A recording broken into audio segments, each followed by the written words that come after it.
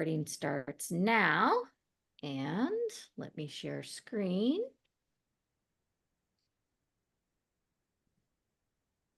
And let's hope we have the right content up this time, unlike last. Yes, we do. All right. We are talking this month, conversation number 101. We're talking real talk about excellence in analytics with June Dershewitz. But before we start, I want to thank our sponsors. As always, we'll start by thanking Conductrix, who've been with us from the very beginning. Thank you, Matt, Nate, Ezekiel, Ashley, and the entire team at Conductrix so much for supporting the TLC. And we also want to thank our newsletter sponsors. Conductrix, as well as Growth Book. Thank you so much for providing your thought leadership to the community. It means the world to all of us. And if there's anybody else that wants to add some newsletter and thought leadership, we are accepting new sponsors. Thank you also to Convert for sponsoring the amazing Conversations channel and asking and answering amazing questions there. Anybody who wants to pop over and answer some great questions, learn about each other, it's a great opportunity to ask and answer great questions, and also an opportunity to win a little moolah every month. So get to know your fellow experimenters and win a little cash. And last but far from least, thank you, Eddie Aguilar and Blazing Growth for sponsoring the community. Next up, some exciting news.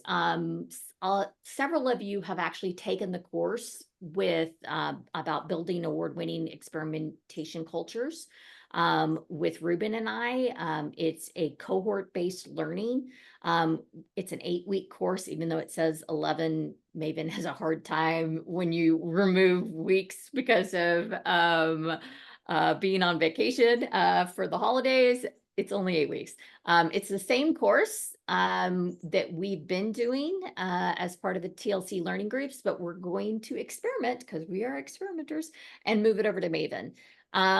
So it starts October 6th. It is now officially open for folks who want to join. There are discounts for teams, and of course, TLC always has scholarships. So if you're interested, sign up. You can do bit.ly/AB Culture Maven, or you can, scan that QR code. And if you know about anybody else who's interested, please share that information with them. But the reason you're here, I'm absolutely delighted to introduce our speaker, my dear friend, June Dershewitz. June and I first connected through our mutual friend, Gary, and that's the exciting thing. This is when we both, we met when we both worked with Symphonic. June left right before I joined, and then we were acquired by EY. But this is the thing that I want to tell everybody about. Gary ran this amazing conference that some of you may be aware of, some of you may have attended. This conference was called the Exchange Conference, and it was this amazing conference. It was huddle format only, and it was awesome. If you've ever been, you'll know what I'm talking about. It was roundtable format, huddle leaders, and the TLC was founded at the Exchange Conference 13 years ago. And the Exchange Conference is coming back. So that's the big news. I hope you all will take the opportunity to find out about it and go. David McBride is one of the people running the conference. June, who else is part of it? I know you're going to be there. Data exchange. Sorry, I was distracted because I could hear Matt Gershoff's slurping his coffee.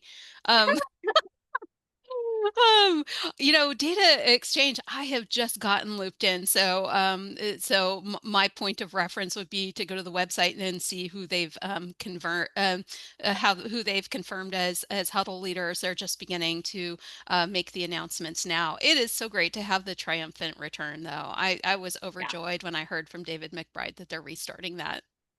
So we'll find out more. We'll share the link in the TLC calls channel, but it's pretty exciting because seriously, it's a great event, and it I know it's going to be in October. So other than that, I'll find the link. I'll share it with you all, and it again, it's a great event.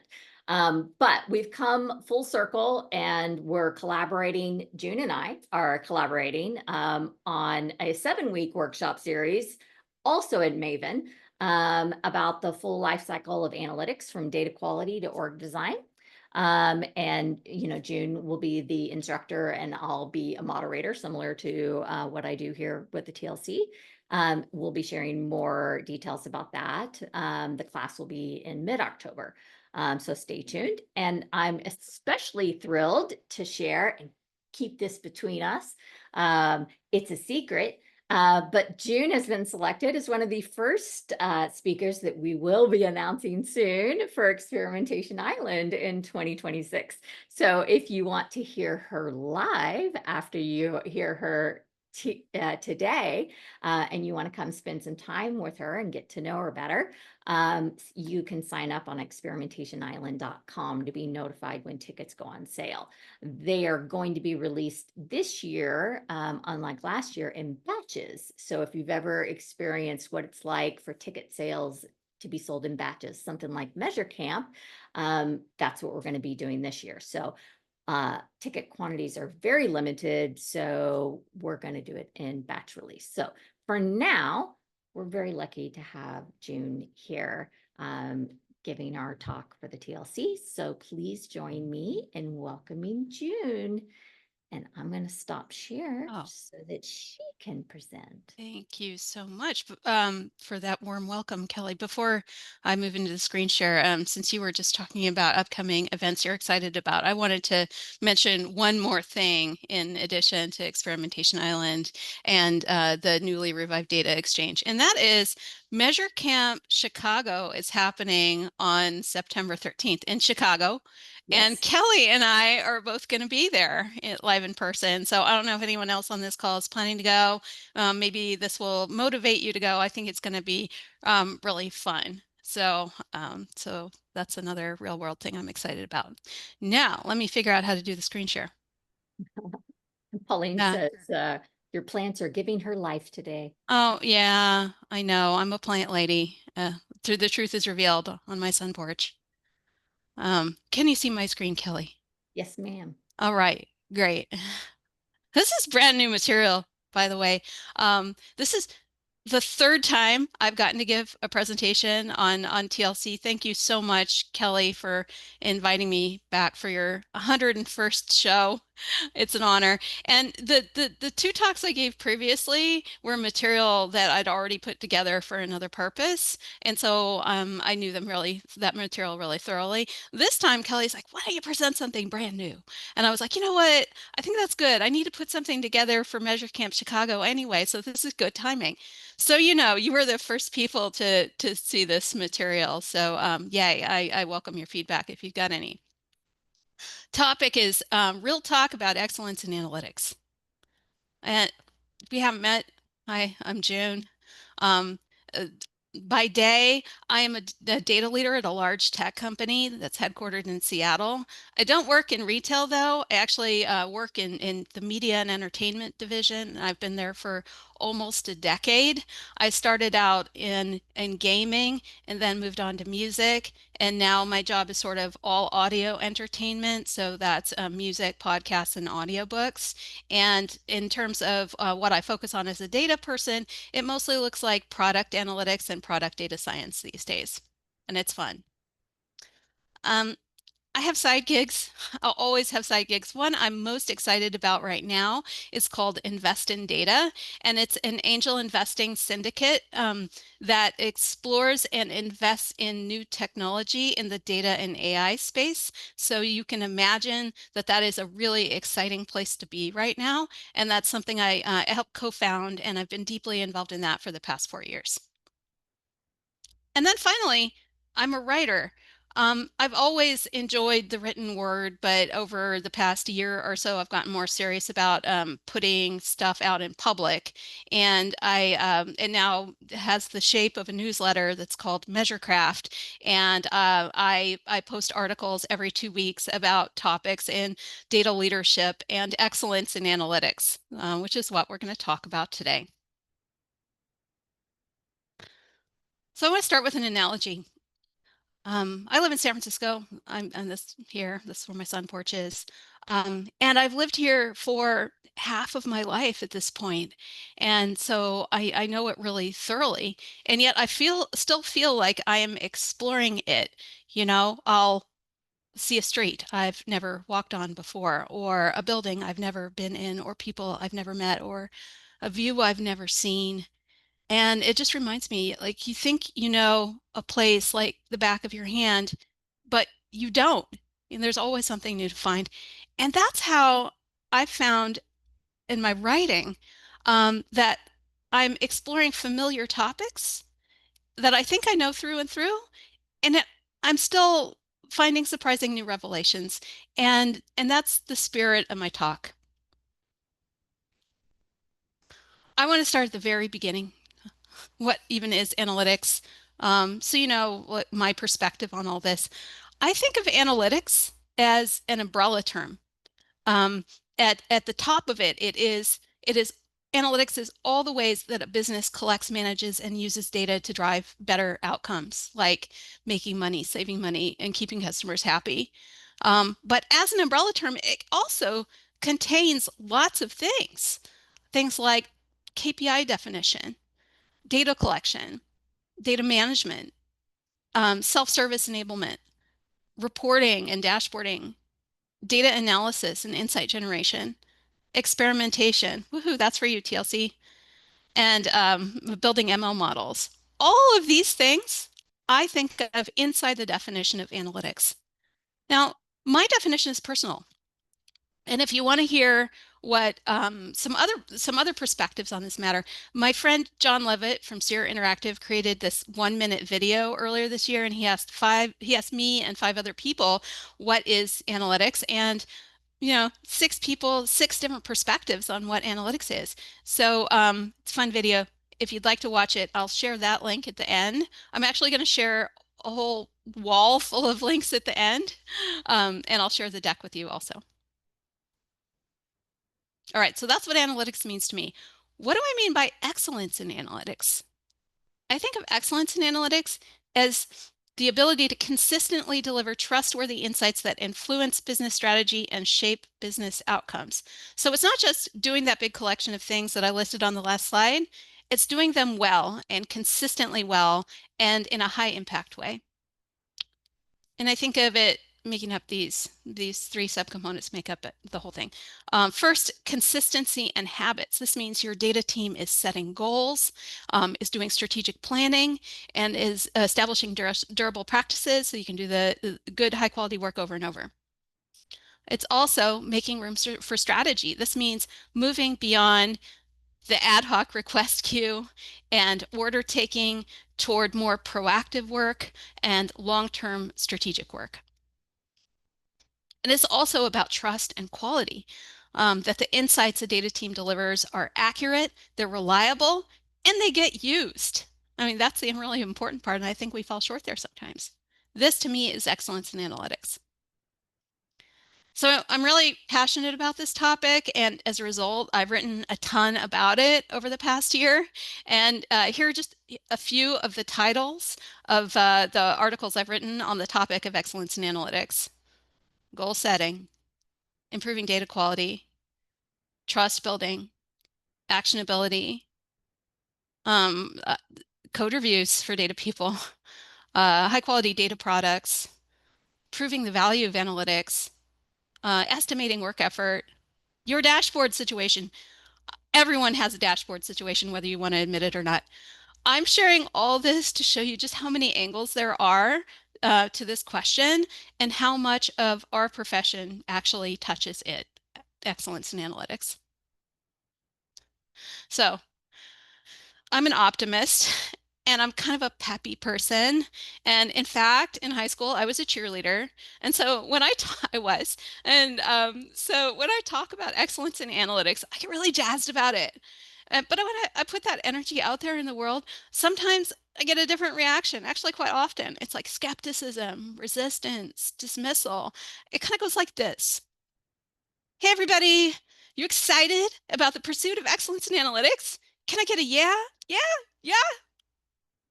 Yeah. Yeah.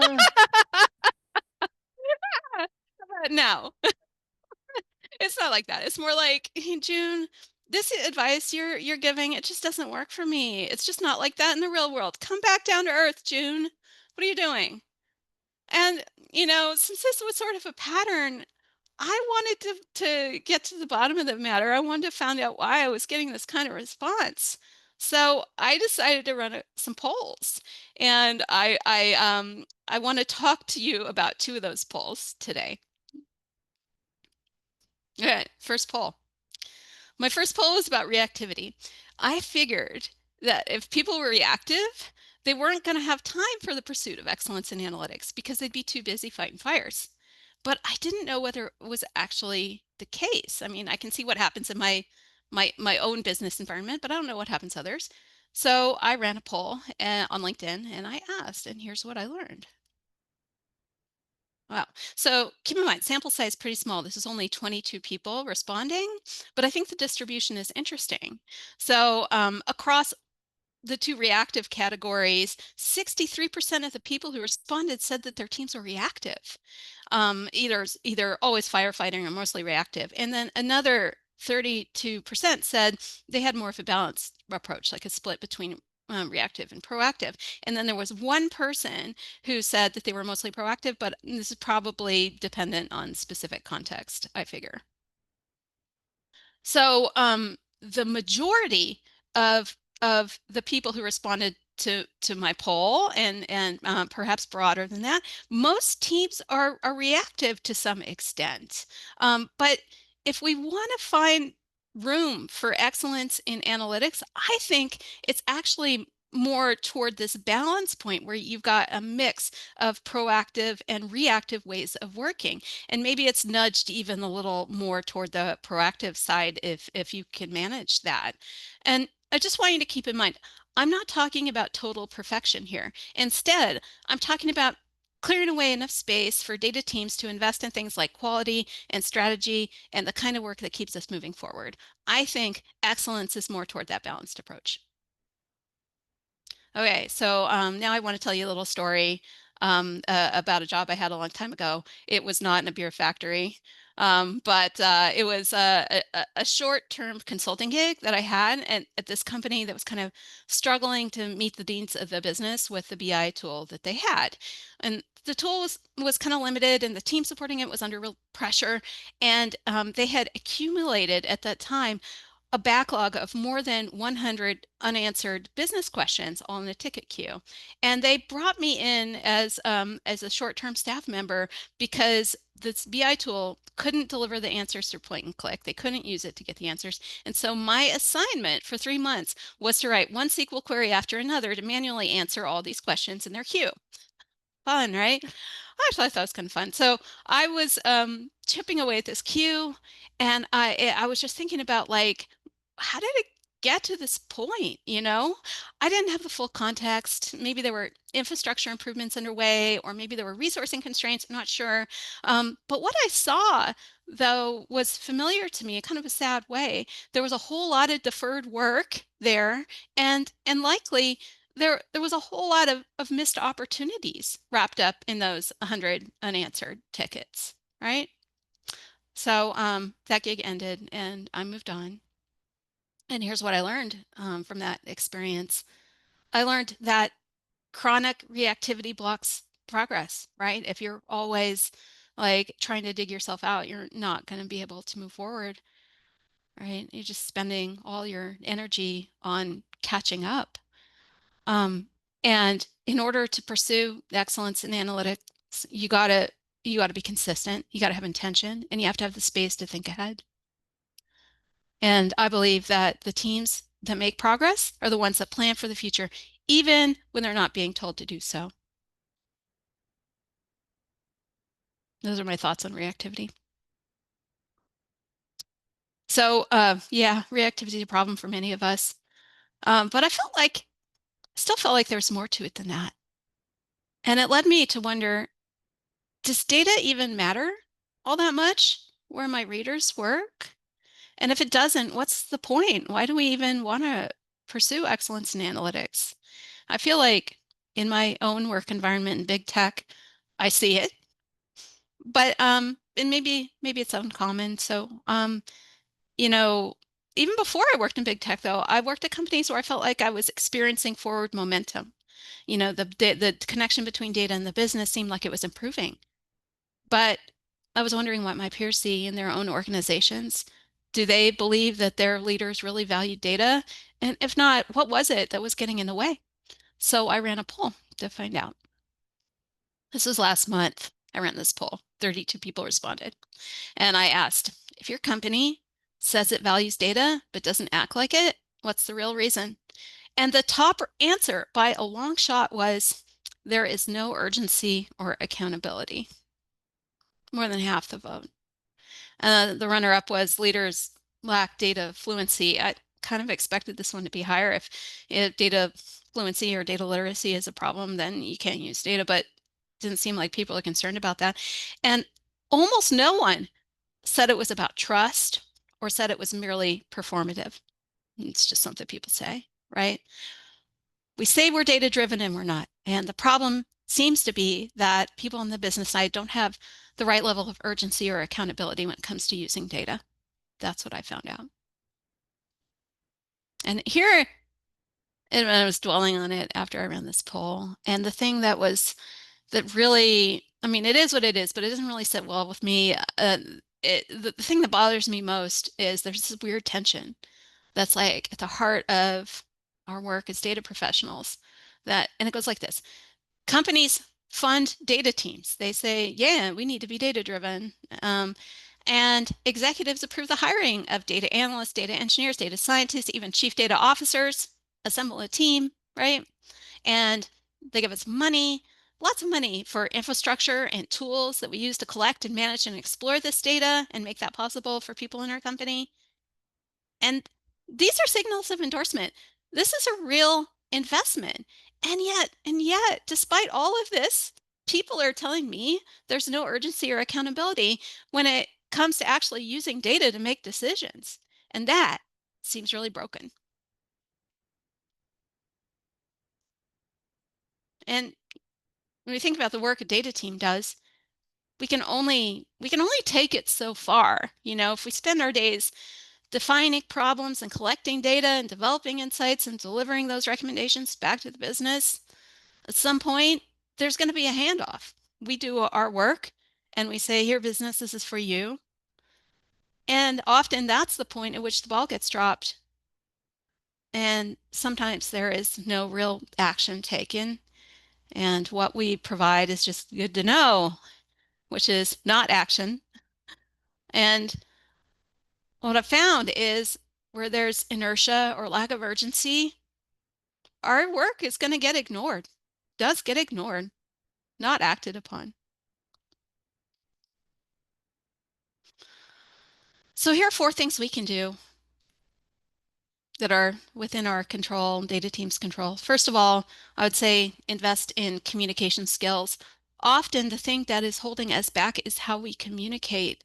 So clear writing, confident storytelling, customer empathy, these things matter just as much as our technical depth, right? When it comes to conveying the need for urgency, for example.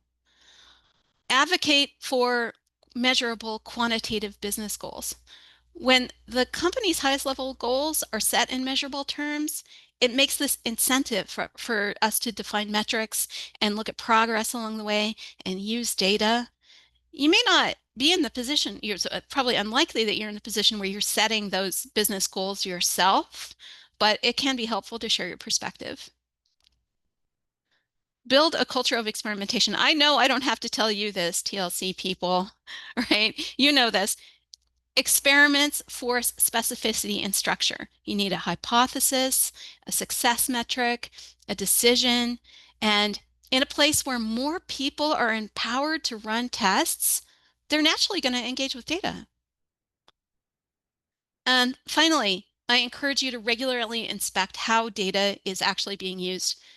When you deliver something, ask what decisions were being made, what actions were taken, and record the results of that somewhere visible. It is absolutely possible to do that, and that's something that I've written about. That's what we can do. Okay, I've just taken you through a lot of detail, definitions, stories, polls, lessons. I'm going to move on to some closing advice in a minute, but I wanted to pause and ask, like, now what? So around these polls, found this stuff. What are the recurring themes we're really seeing here? I think we've got two big barriers to the pursuit of excellence in analytics. On the one side, inside the team, there is chronic reactivity, and we're stuck either firefighting or languishing in there, and as a result, there isn't room for strategy. And then at the same time, outside the team, there's a lack of urgency and accountability that keeps the business from acting on data, right? And you put these two things together, inside the team and outside the team, and these create a really, really tough environment. But even in that environment, I believe that there are things you can do as an individual to move forward. And that's where I want to end the talk today, to talk about the bright side, because as I mentioned, I am an optimist. You know, we're reactive. There's no urgency. It's not a good spot to be in. But on the bright side, here's some of the things that I think that you can still do as an individual to feel empowered in your own career, regardless of what's going on in the broader environment. And so with that, I want to give you a speed round of advice. It's three things. First thing, um, remember back in the beginning of my talk, I gave my definition of what analytics is, and there were like 8 subcategories within that. Well, I think that if you look at those 8 things that I believe fall under the analytics umbrella, they naturally cluster into, I would say, 4 common career pathways for data people. And so for you as an individual, as you're thinking about where you want to take your career in analytics next, think about the things that really energize you in the list, and the things that don't, and use that to shape and tune the direction you pursue next. Obviously, should be matched with like the need on the business side for you to do the kinds of things that you love, but it's always best, as I'm sure you know, when you can find that match. So categories. First, the core analyst. This person is focused on things like defining KPIs and developing reporting and making dashboards. And the most important thing, I think, is actually doing data analysis and delivering insights and recommendations to the business. And I would say like the most impactful and influential analysts that I have known are the ones who've really excelled at the data analysis part. So if that is your passion, go there. Data engineers are maybe a little bit more removed from the point where they have to do a lot of like business stakeholder management, and it's more about infrastructure and platforms, and includes things like the way that we collect data, the way that we manage and govern data, self-service platforms, self-service enablement. If this is the kind of world you're absolutely interested in, perhaps the data engineering path is a good one for you. Next, data scientist. I think some people use data science as the umbrella term, but for me, it has a more specific definition that's focused on more advanced statistical techniques, I think. And that includes things like experimentation and A/B testing and building machine learning models. And the extent to which these opportunities are available to you may depend on the specific business that you work for. But if this is a thing that gets you really fired up, data science would be a good path for you. And then finally, data leadership. This is like the whole enchilada. This is people who have the broad view across analyst, engineer, scientist, and can have an understanding of what all of these things are, and then use that to guide the strategy and priorities across all these areas. So anyway, there's a lot more to be said there, but I hope that's useful to you. Um, Next little bit of advice. Specifically, I want to say that I believe that the analysts who thrive are the ones who take time to really immerse themselves in the business. They understand their industry. They know how their work connects to things like revenue, retention, brand. They understand their product. They understand their customers through and through. And I put this here as an excerpt from an article I wrote last spring called to thrive in data and know the business. And that in itself came out of a conversation I had with some grad students. I had given a presentation on that touched on data literacy and data fluency. And one of the people in the audience came up to me afterwards and he was like, hey, you told us that it's important for business people to know about data. Is it also important for data people to know about the business? And I was like, never thought about that before. But you know what? It is absolutely critical. And since we were talking about personal empowerment here, I would say it is on you to go and to pursue this and to look for opportunities to get more integrated into understanding what the business you work for actually does. And I think it can be a real superpower. It's not something that everybody naturally chooses to do, and especially in technical roles where, sometimes you can rely on your technical expertise alone to carry you along to a certain point. But I think the way that you really, really break through is combining deep technical expertise with an understanding of the business. There you go. All right. Final bit of advice. I encourage you, no matter how bad things are, appreciate the good in your stakeholders. So, where I come from, I spend a lot of time working with product managers in product analytics and product data science. So that's my frame of reference. But maybe you work with marketers, or maybe you work with finance people, or who knows, whoever they are. Reward examples of business partners who use data well. Not everybody's going to get it completely perfect, right? You're going to see some people who are really strong in some areas and weak in some others, but just look out for things like stakeholders who can define their own KPIs and their own quantitative goals. People who monitor trends and data aren't surprised when they see some kind of deviation because they know it, they're following it already, and they advocate for better reporting when they need it. They're great partners for analysts and scientists and know what is their job and what is our job, and we work together well. And they set examples for others to follow. You find someone who embodies this, shine the spotlight on the good, thank them, highlight their work in front of leadership, and amplify those examples. All right. Whoa, a big list of links.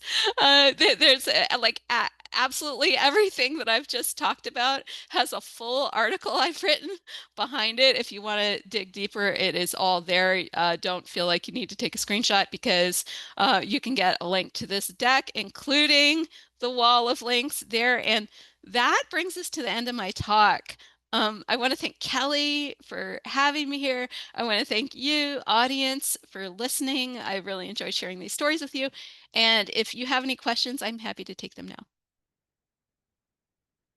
You're amazing, June. Thank you. Jim's like, this is your book. What? I'm not following the chat, but yeah, I have a lot to say.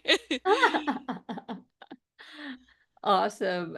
So they can get the deck here. Would you also be willing to share it Oh in yeah. the chat Um, in the TLC? yeah, I'll put it into the Slack chat after this Awesome. after we end this call. Thank you, thank you, thank you. Mhm. Appreciate that. And folks, do we have any questions? Matt, I am not going to read that. Can't even Oh, pronounce that. uh-oh. Do I need to go and see what that is? Because I'm not It's looking in at the that screen. it's in the calls too. Oh, okay. No, I'm not in a position to see that.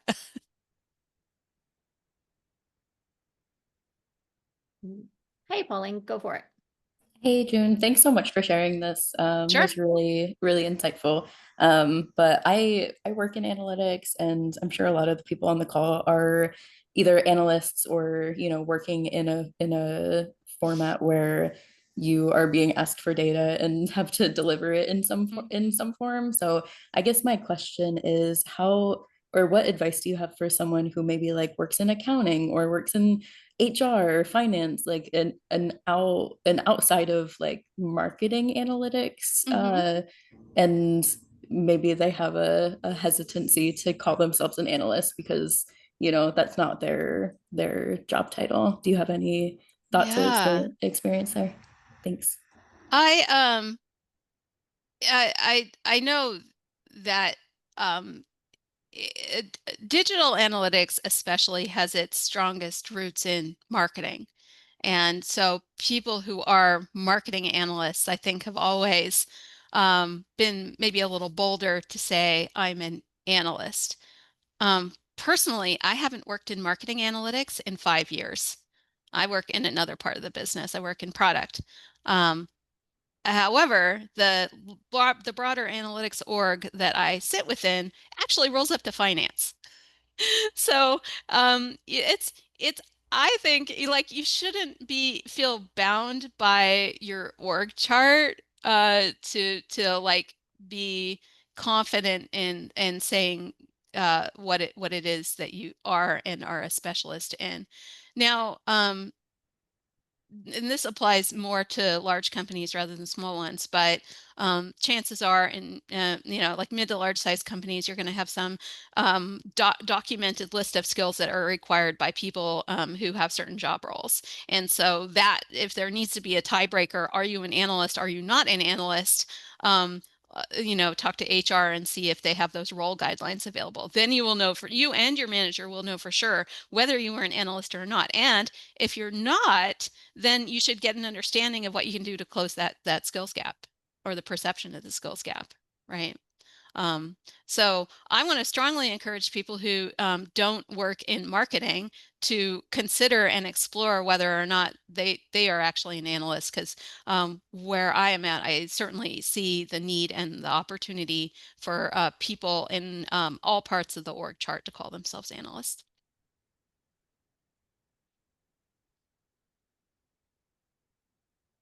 Yes, Erwin. Um, I've done a lot of employee survey type analyses, Mm-hmm. and in 1 year I had this insight that I put in a screening question. So I asked the question like, to what extent do you like the company? Do you like working in this company? Mm-hmm. And the results were striking. There was like about a 60-point difference between the people who did like working in the company and those who didn't. And it was very dramatic in the graph, right? Mm-hmm. So I look back at all the other questions and they separated just on that question. And I thought it was so clear, but the leadership didn't understand. They wanted to pick apart the data rather than kind of seeing the impact of the big difference. And my Mm, mistake was I didn't build the story with that slide that said, if you focus on the bottom group, you can get major gains in the overall result of the survey. That, mhm, and I think a lot of it was because they understand product, but they don't understand the people side of the world. mm. And so it's a whole different problem to get them involved. So, well, somebody's got to go fix this, but they're the ones that have to fix it. So, Yeah. I think that's, thank you for sharing that story. I think that sometimes those misdirected kind of questions come up when you don't yet have a strong foundation of trust. You know, if people are like, I don't know where this is coming from. I don't know if I believe this. And sometimes I'm sure we can all relate, it manifests as data quality issues. Like I added up these numbers and they don't match with that number. And it's a distraction from what we're really trying to do, which is say, like, look, we have some evidence here. We believe you should trust it, and we believe that we should be taking this action as a business as a result, right? And it can take a lot of work and a lot of trust building before you get to the point where the conversation can naturally go there instead of just like poking at things like definitions or data quality. But I'd say it is something that's like a phase and you just need to break through it. it also helps to prepare the leadership for what they're going to see so that they know Mhm. what to respond with. Yeah, yeah, absolutely. And I think that's one of the reasons why one of the things we struggle with in data teams a lot is common definitions. Oh, why do we have seven definitions, different definitions for churn or whatever? And I think that is symptomatic of a larger problem, which is we've never really like rallied around certain common definitions that are critical to the business. And if you do manage to reach that point, it can be a beautiful thing because then you can talk about churn and everyone understands what it means, and then you can talk about what to do about it. And that I would say is a subtopic of uh, either you can call it data literacy or data fluency. I'm trying to retrain myself. Thank you. Hmm. Mhm. That's a good point, Chima. Chima says if you can't define it, you can't measure it. Hmm.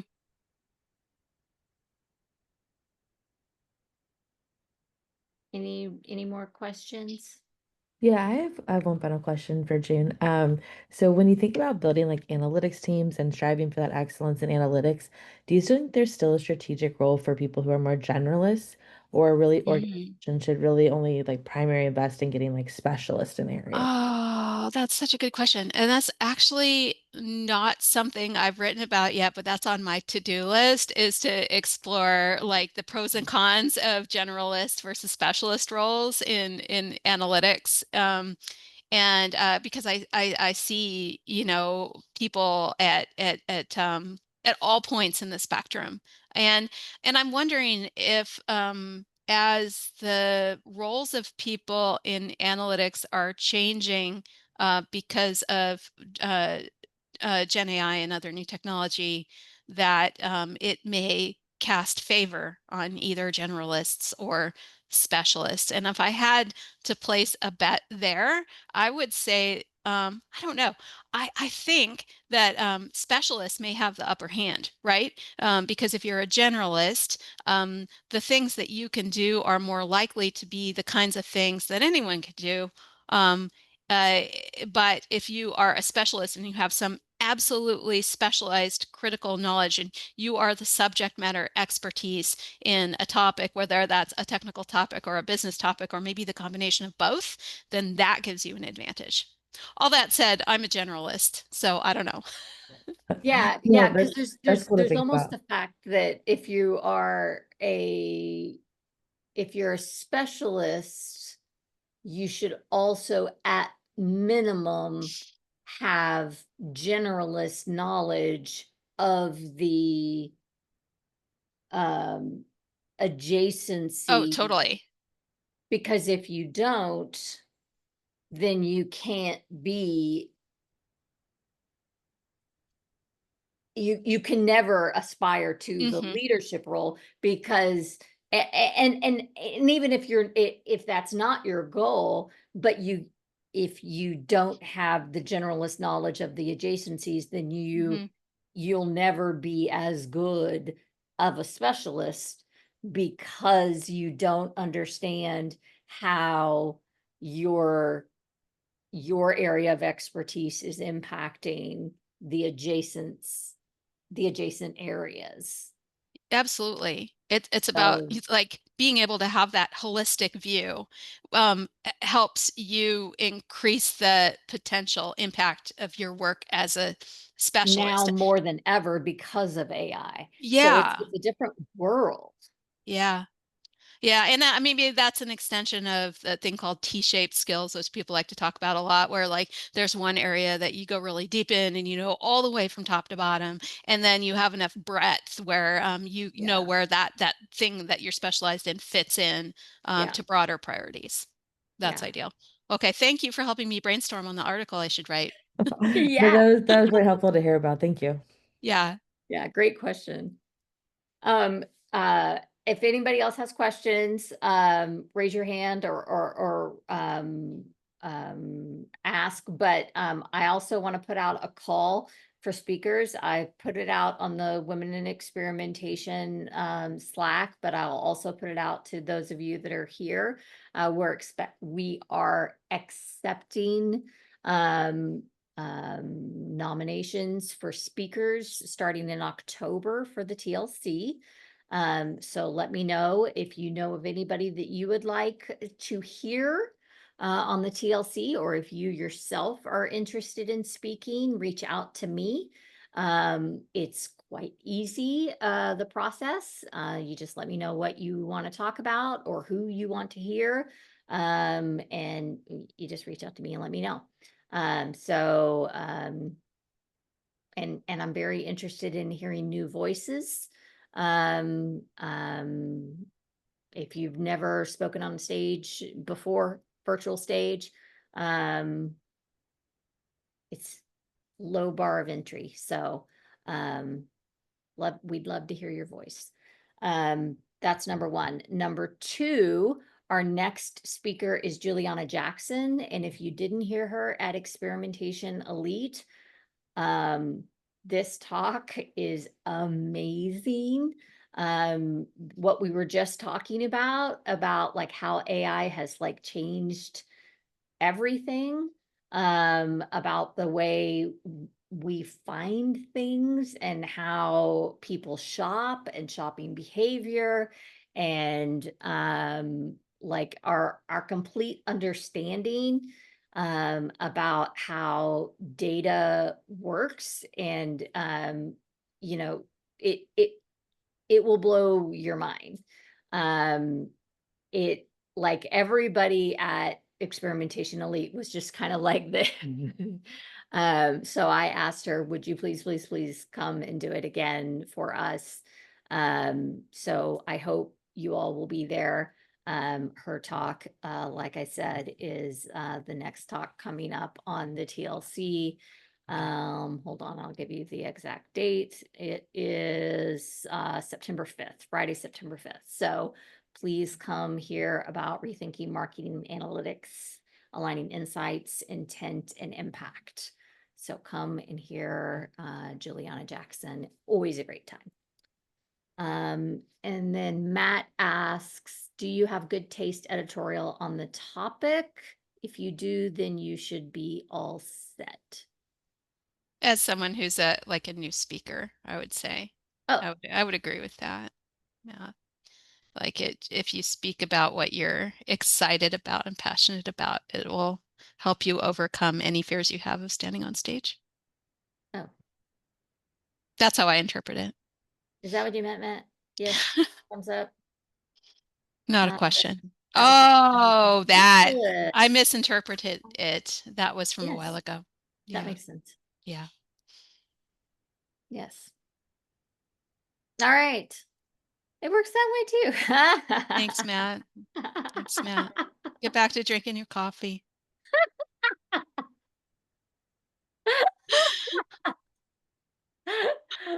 right. right, everybody, sign up for notification tickets release for Experimentation Island. Thank you, June. You're amazing as always.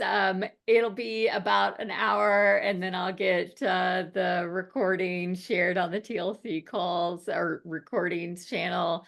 June, it was awesome. Can't believe that was the first time you've done it. Ever. Fierce. Perfect. Oh, thank you so much for having me, Kelly. It's been fun as always. All right. Thanks all.